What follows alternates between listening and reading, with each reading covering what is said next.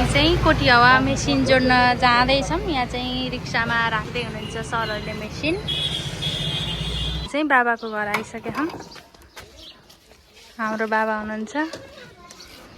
Machine झार्ने कार्यक्रम हुँदैछ। हाम्रो मम्मी हुनुहुन्छ। मम्मी यता हाई गर्नु त।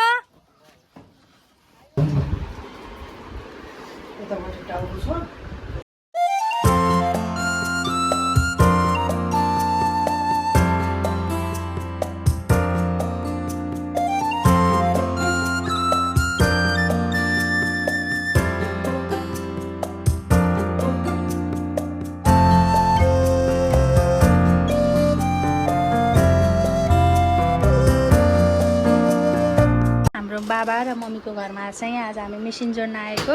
हामीले चाहिँ मेसिन पनि जोडिसकेका छौँ। नमस्कार बाबा, नमस्कार मम्मी। हजुरहरूको शुभ नाम? मनबहादुर छेत्री, लक्ष्मी छेत्री। मम्मीको नाम लक्ष्मी छेत्री, बाबाको नाम मानबहादुर छेत्री। अनि हाम्रो H1 थेरापीमा जानुभएको चाहिँ कति समय भएको थियो नि? 2-2.5 महिना भयो। 2.5 महिना चाहिँ भयो हजुरहरूले थेरापी गर्न गएको। कसको जानकारी मार्फत जानुभएको थियो? म छोरी ललिता अधिकारी र भाइ नारायण खातीको। हाम्रो नारायण खाती बाबा र ललिता मम्मीले भनेर चाहिँ थेरापी गर्नलाई चाहिँ जानुभयो। अनि थेरापीमा जाँदाखेरि के समस्या लिएर जानुभएको थियो नि? म धेरै समस्या थियो। सबभन्दा त मेरो घोडाको समस्या बढी थियो। अनि ढाड दुख्ने, हात दुख्ने, घाँटीहरू गर्दनहरू दुख्ने थियो। अनि त्यहाँबाट फेरि प्रेसर थियो। हजुर। अनि त्यहाँबाट कब्जियत थियो, ग्यास्ट्रिक थियो। हजुर। हजुरलाई यस्तो समस्या भएको कति समय भएको थियो? मलाई त यो प्रेसर भएको त 15-20 वर्ष भयो।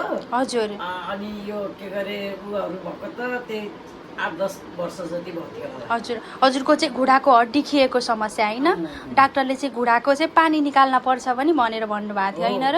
अनि हजुरले चाहिँ हस्पिटलमा कति खर्च गर्नुभयो यस्तो समस्याको लागि? म पहिला त उ गरेर गर्दाखेरि त भयो। अनि पछि चाहिँ यो दुखेपछि बेसरी दुखेपछि मैले छोरी मलाई हस्पिटल लिएर जाऊ भनेर भनेको थिएँ। छोरीले भन्यो मम्मी म उसमा गछु, हजुर, एचएन थेरापीमा जान्छु त हजुर पनि त्यहीँ जानुहोस् भनेर भन्थ्यो। अनि मेरो छोरीले त्यहीँ लिएर गयो, छोरी र भाइले। हजुर। अनि म हस्पिटल गएन। हजुर। पहिला चाहिँ धेरै खर्च गर्नुभयो यसको लागि।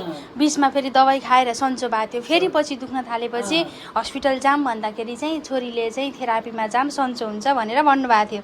अनि त्यसपछि थेरापीमा जोडिनु भयो। अनि बाबाको समस्या के हो नि? मेरो पाइल्स थियो। हजुर। प्रेसर थियो। हजुर।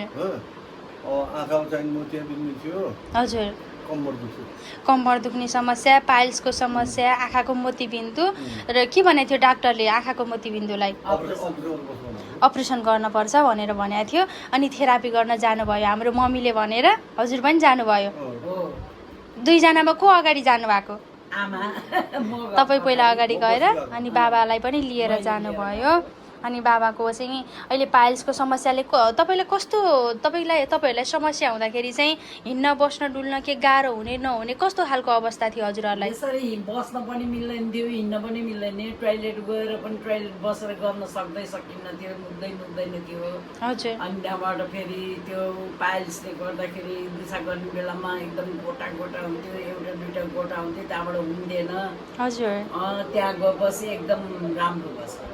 एकदमै राम्रो भएको छ। हजुरलाई पनि कब्जियतको समस्या थियो, बाबालाई चाहिँ पाइल्सको समस्या थियो। अहिले पाइल्सको समस्या कस्तो भएको छ? हजुर। कम्मर त ठिकै भयो। हजुर। उसको प्रेसर एकदम ठिक छ। हजुर। हजुरको छैन मोतियाबिन्दीको बायाँ आँखा साफ भयो, दाहिने आँखा भाग्यो। दुईटै आँखामा मोतीबिन्दु थियो, अपरेसन गर्नुपर्छ भनेको डाक्टरले। एउटा आँखा चाहिँ ठिक भइसकेको छ, अर्को चाहिँ अलिकति फरक चाहिँ परेको छ, तर पुरै तरिकाले सन्चो भएको छैन। 20-19 चाहिँ भएको छ। अनि मम्मीलाई कस्तो भएको छ अहिले थेरापी गरिसकेपछि? मलाई अहिले त गर्दन पनि दुख्दैन, हात पनि दुख्दैन। यी घापको नि आँखालाई कति सुजन हुन्थ्यो, यो पनि ठिक भएछ। मुठी बार्न मिल्दैन थियो। अब ग्यास्ट्रिक पनि अब ठिक छ। अब कब्जियत परेको पनि अब राम्रो टोइलेट खुलेछ भने चाहिँ राम्रै भएछ होइन? हजुर। पहिला चाहिँ एकदम गोटा पर्थ्यो, गाह्रो गाह्रो हुन्थ्यो होला होइन? गाह्रो हुन्थ्यो मलाई। अनि यो घुँडाको समस्या हुँदाखेरि सेन्टरमा जाँदाखेरि हजुरलाई दुईजनाले समातेर लिएर गएको देख्थ्यौँ होइन कस्तो हजुरले त्यो बेला कस्तो अनुभव गर्नुभयो म त्यहाँ गएर पनि रोग हो कि म मेरो भाइले र छोरीले लिएर जाँदाखेरि म त्यो मिसिनतिर लिएर जाँदाखेरि मलाई मनमा कस्तो भयो कि म के हुन्छु म जब टेक्नै सक्दिनँ थिएँ हजुर के हुन्छ भनेर मलाई त्यति आँखाबाट आँसु पनि आएको थियो त्यहाँ गरिसकेपछि निस्किँदाखेरि मिसहरूले सबैले नआत्तिनुहोस् ठिक हुन्छ भनेर भन्नुभयो तर म सधैँभरि कन्टिन्युस गएर गरिराखेँ तर मलाई राम्रो भयो कि पहिला हिँड्न एकदमै गाह्रो हुन्थ्यो त्यहाँ नजाँदाखेरि दबाई खाँदाखेरि पनि एकछिन सन्चो भए चाहिँ हुन्थ्यो त्यहाँबाट फेरि दुख्थ्यो अनि तपाईँलाई हिँड्न बस्नु एकदमै गाह्रो भएको थियो के सोच्नु भएको थियो त्यति बेलामा चाहिँ यस्तो गर्न नसक्दाखेरि भनेर अब त यो मेरो हात यो खुट्टा नटेकेर हिँड्नु नमिल्दाखेरि त अब त यस्तै बिस्तारै हुन्थेँ कि अब मलाई दुःख हुन्छ कि हिँड्न नसकेपछि त अब बिस्तारामा परेपछि होइन हजुर भनेर मलाई यस्तो चिन्ता हुन्थ्यो कि हजुर चिन्ता लाग्थ्यो अहिले अनि थेरापी गरिसकेपछि कस्तो छ अहिले तपाईँलाई राम्रो छ अहिले 1.5 महिना 2.5 महिना थेरापी गर्नुभयो 2.5 महिना थेरापी गर्दाखेरि अहिले हिँड्न ओर्न कस्तो छ एकदम अहिले त म त नाच्ने गाउने हिँड्ने डुल्ने हजुर सब घरको काम बिहान 5 बजेदेखि उठेर घरको काम धन्दा गर्ने सबै गर्छु अहिले त खुसी पनि हुनुहुन्छ अब कब्जियतको समस्या पनि सन्चो भयो गर्दन दुख्ने टाउको दुख्ने समस्या पनि सन्चो भयो घुँडाको हड्डी खिएको समस्या होइन पानी तपाईँको जमेको भनेको अहिले पानी निकाल्न पर्दैन डाक्टरले म एकचोटि त्यहाँबाट खुट्टा दुखिराख्यो त्यहाँबाट मैले रुद्र सरसित पनि मैले सल्लाह लिएँ लिएपछि अनि मैले एकचोटि यो घोडालाई मैले एकचोटि एक्सरे गरेर हेर्छु सर भन्दा मलाई रुद्र सरले एकचोटि हेर्नुहोस्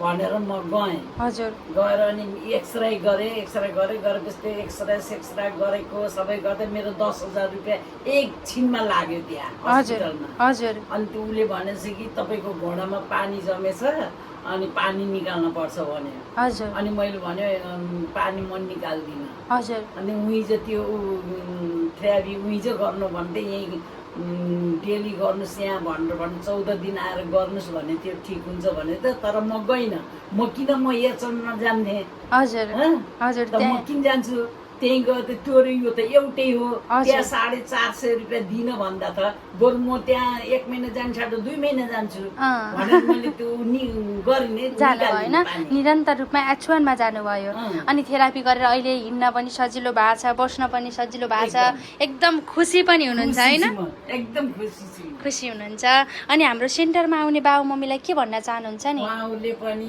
आएर त्यही नातिकिन आएर आफूलाई नहुँदासम्म दिनदिनै आउने गर्ने जाने गर्नुपर्छ छोड्न हुन्न होइन आफूले सन्चो नहुँदासम्म छोड्न हुन्न कन्टिन्यू आउने जाने गर्नुपर्छ तब सन्चो हुन्छ आत्तिनु हुन्न आफूले त्यहाँ चाहिँ ऊ भयो भने त्यसको ऊ देख्यो भने त्यहाँ नआत्तिने नातिकिन गर्ने ठिक हुन्छ कहिले पनि आत्तेर काम बन्दैन होइन नातिकिन गरेपछि ठिक हुन्छ भन्नु चाहन्छु नातिकन आउनु होला रेगुलर आउनु होला भन्न चाहनुहुन्छ अनि होइन भन्नुभएको छ अनि हाम्रो सर्मिसहरूलाई हाम्रो हेड अफिसको सिङ्गो टिमलाई के भन्न चाहनुहुन्छ नि सबभन्दा त रुद्र सरलाई धेरै धेरै धन्यवाद दिन चाहन्छु मैले किनभने आज यस्तो ढाड दुख्ने कम्मर दुख्ने खुट्टा घोडा दुख्ने सबैजनाले अहिले त्यहाँ उ गर्न पाएका छन् होइन अहिले अनि हस्पिटल गएर अहिले गर्नु पर्थ्यो भने 3-4 हजार रुपियाँ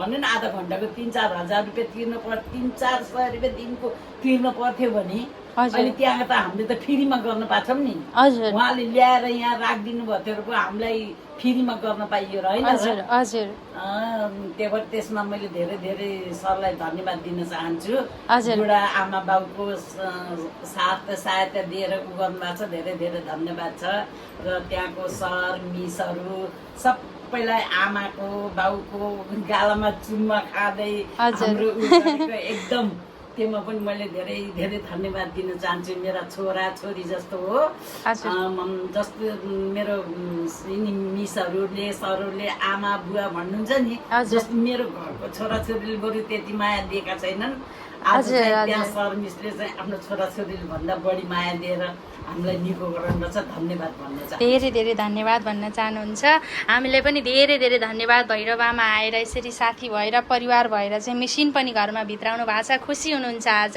एकदम ल सधैँभरि प्रयोग गर्नु होला है त नमस्कार नमस्कार